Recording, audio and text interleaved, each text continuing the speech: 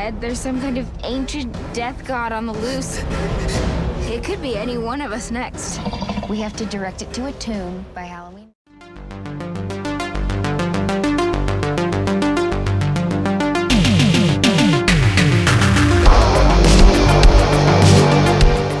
We are talking The Curse of CROM, The Legend of Halloween, and this is directed and co-written by Rob York. And this is best described as a kind of Goosebumps style horror fantasy movie, I guess. It has elements of The Goonies, Stranger Things, and kind of Scooby-Doo.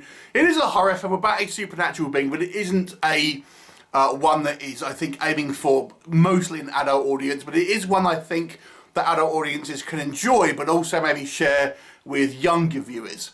So what's the story? Well, it focuses on this kind of small American town where we have a number of, it's in this kind of group of kind of friends, one of which looks like The Rock, I must say. And our kind of lead character, Mary, is this kind of somewhat kind of quieter girl, so to speak, and she has a job as kind of like an Uber driver where she's delivering food and things like this, and ultimately this causes her to unwittingly awaken this kind of this demonic force, for lack of a better word, which comes after her and her friends, and they have to figure out a way to defeat it. And what will happen? You'll have to watch the movie and find out. So let's discuss what I think works in this movie. So let's talk about the tone again. Let's go into a little bit more detail. So as I've said, this is a movie which I think is a comparable piece to sort of like the kind of the more family friendly kind of style horror movies. Although it does have a kind of 80s retro feel to it. It is taking place in modern America. You know, we've got smartphones and things like that. But it definitely has a kind of retro feel to it. You know, it's obviously influenced a lot by the horror films of the 1980s in a number of ways. I mean, they've kind of used practical effects for the most part. And although this is a low-budget film, and I don't think the effects are hit all the time, I prefer this option to maybe a CGI kind of creature and things like that. Some of the kind of just the way the characters are written, I would say, is more in line with kind of 80s kind of sensibilities in some ways as well. And just the kind of the tone and the kind of the way this kind of story is told, it very much reminds you of an 80s kind of horror film. Again, one that's maybe more family friendly. But I have to say, what I think this movie does do is have that balance between a movie which is clearly inclusive to younger viewers, but it doesn't alienate older viewers as well. Me as a kind of clearly an older horror viewer here, I still enjoyed it. I still enjoyed the kind of the story. I enjoyed the kind of the characters and where kind of the story went. So I think this movie does straddle a good tonal balance in between being clearly a movie which is suitable for youngsters. There's not really any gore. There's very little kind of like death in this movie, but it still has a elements here that would appeal, I think, to certainly ones who don't always require lots of kind of gore and that sort of thing in the movie. Now, talking about the characters, I did enjoy these characters. We have this kind of bunch of friends, and they're all kind of quite different to each other, but they all kind of are quite fun and memorable characters, I have to say.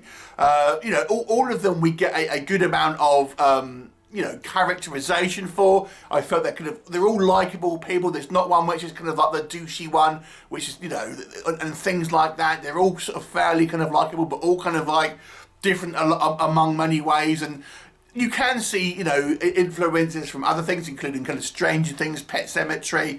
But I think the characters are likeable and they're well performed as well. Again, the movie has its tongue slightly in cheek. It's not kind of played dead seriously. It's kind of played, along the lines of a movie like, say, The Goonies and things like that, where it's a kind of a enhanced reality, so to speak. But it's still, relatable enough, I think, to kind of pull you in, and the performances, I think, are actually kind of on point for the tone of this movie and what it's kind of trying to be. Although this movie isn't a particularly scary film, there are still a couple of kind of effective moments, and fans of kind of practical effects, kind of 80s kind of horror monsters, I think will enjoy some of these kind of monster kind of shots and things like that. There's one particular effect which I kind of, it looks a little cheap, but I thought it was very effective, I have to say. So that was all pretty good. The movie's plot is not overly convoluted. I am going to kind of touch on that in the negatives as well, but on the plus side, it's an easy film to kind of follow. It's not going to be too kind of like confusing for kind of younger viewers. I think that's probably the idea behind it. And it does incorporate, you know, the elements of the real kind of like story of Halloween, Samhain, and what it has meant in its Irish heritage and things like that. So I'm glad to see that they have kind of like, you know, produced a movie based on, you know, the history of Halloween, so to speak, which I thought was quite good. They could have just gone, oh yeah, it's just Halloween, and just left it at that.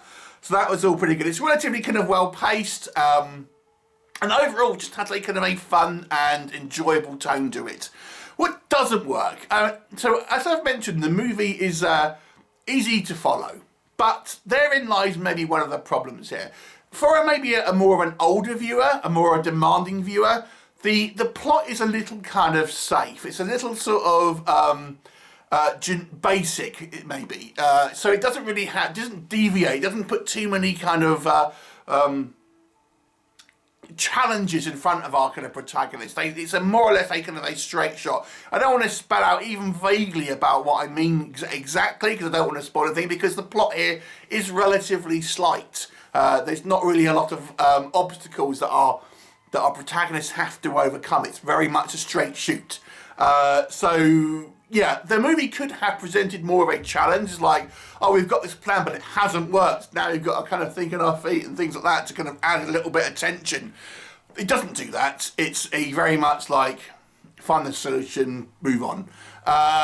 So the kind of things like the sense of dread or tension that you might have in a horror film. Are we going to survive?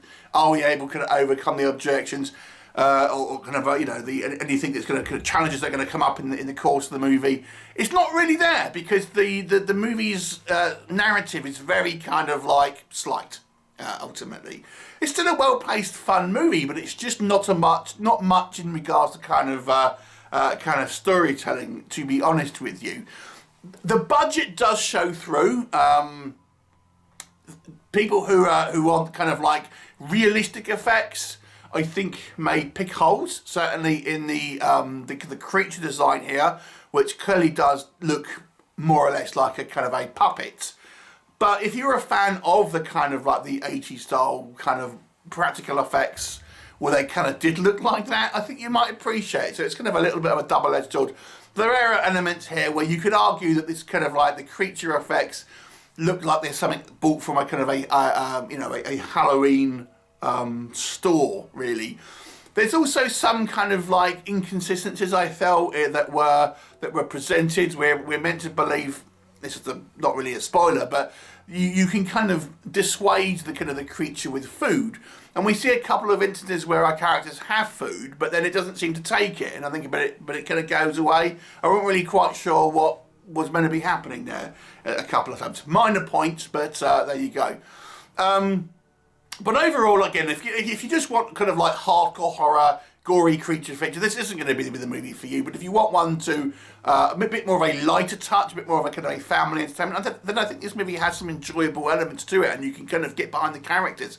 I'll give it a 7 out of 10. I've got to say, I kind of quite enjoyed this one, even though it is a lighter touch and very much a live-action Scooby-Doo in some ways. So 7 out of 10. Have you seen it? What did you think of it? Leave me a comment, and I'll look forward to seeing you next time. Bye for now.